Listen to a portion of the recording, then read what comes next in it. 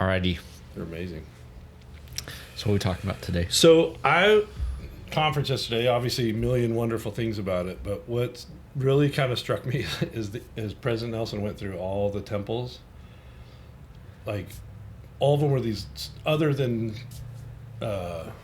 Spanish Fork, Utah, like all of them were these like remote places. Even Flagstaff's fairly remote. There's only anyways, small.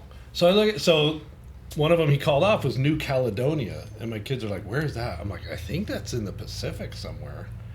So I look it up. It's this little island chain, a bunch of islands in the Pacific, and they reported that there's basically about 2,500 members there.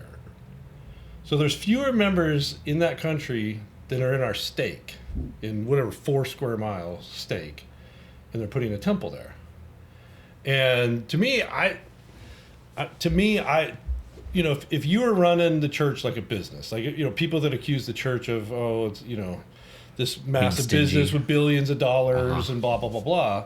Like, if you were running it as a business, the temples are just revenue consuming, assets. They don't get anything for the temples. Like, it's not like all of a sudden you double the tithing, that comes out, or Yeah. like, it's not like all of a sudden, yes, you have to pay tithing to get into the temple. I mean, that's a requirement, but that's just a faith requirement. But it's not like those people could go to a different temple without building new ones. Correct. Yeah. And it's not like, and I don't know, but I assume that New Caledonia doesn't have the hugest economy there. And so my estimation, like, how much tithing could that country possibly produce? Like, there's no, all it is revenue consumption. So as a business, it's a terrible decision, right? To spend millions of dollars, you've got to, somehow ship all of the supplies and maybe even cranes and things down there to build this temple, and people and all these things. You build this temple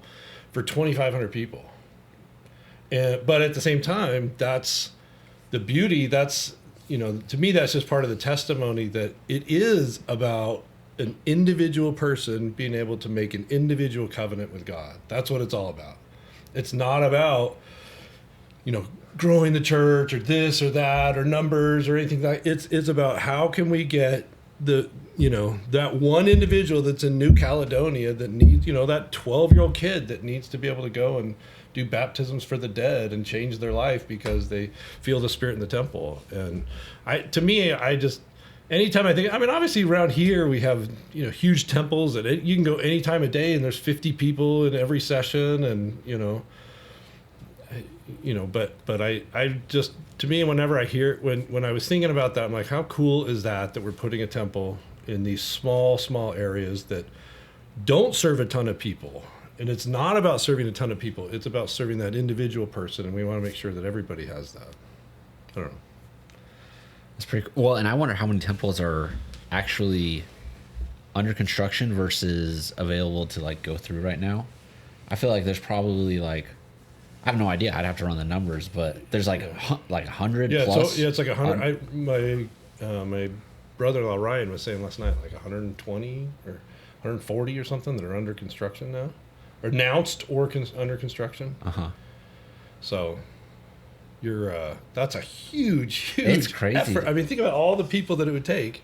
In your to lifetime, build all those temples. But also in my lifetime, I don't remember there being more than 100 temples. No, look it up. Probably when you went on your mission, there's probably less than 100. And now there's that many announced. There's going to be 300 in 3 years that are available, and I think it's awesome.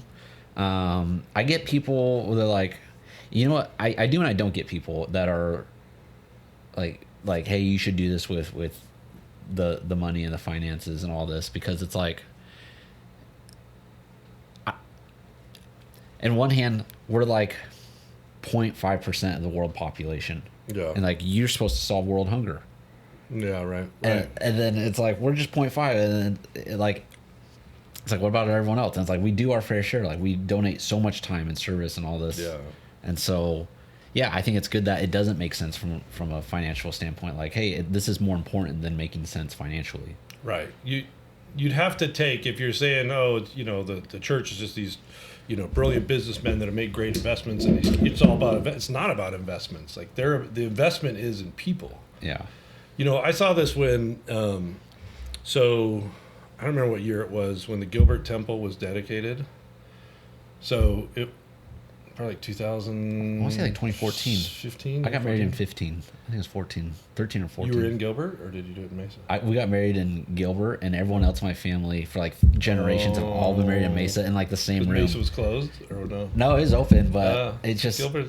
They didn't have any, like, as dumb as it sounds, like natural lighting. It just felt like cave-like, and Gilbert was beautiful, and I'm close with Brother Bishop Lambright. He was one of my young men's leaders, and I was like, this is cool. I want to go here. So that's where we went. But I mean, Gilbert Temple, so you got ceiling rooms that can hold like 150 people. Yeah. This is massive. Yeah. I mean, some of the rooms just just a huge, beautiful temple. And I mean, we did the cultural celebration, so our kids got to be involved in that, and it was, I mean, so breathtaking. 4,000 kids all involved, all singing, the temple's behind them. President Monson, President Eyring were there, and it was just so beautiful. And then we had the dedication the next day. And so it was just super, just such a neat experience. And then not long after that, I mean, like a week or so, I was in Belgium and for work. And I was there over the weekend, and I was like, what am I going to do for the weekend? I don't have anything to do. And so I looked it up, and the closest temple was The Hague, Netherlands. And so I was, I figured it out. I could get on some trains and go there. And I want to say that their last session was like 12 noon or something. And so I got on the earliest train. I got out there, and I get to the temple, and it's like 11:45. And I was like, hey, I'm hoping I can make it for the 12 noon session. And they're like, you're in luck. They're like, oh, okay. And what happened was everybody that had gone to the temple just went to the first session. It's literally only open from like, 9 a.m. to noon or something on Saturdays.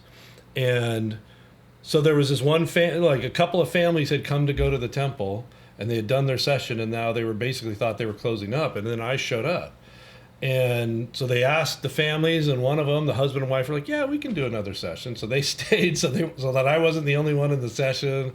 And the temple president was like the veil worker, and him and his wife, and they were so wonderful. And then, we get, and it was beautiful. It was cool. I enjoyed going. I had the headphones on because I was listening in English, but then I could kind of hear it in Dutch, and that word's the same, And then I get done, and we're leaving, and the temple president comes over. He's like, thank you so much for coming.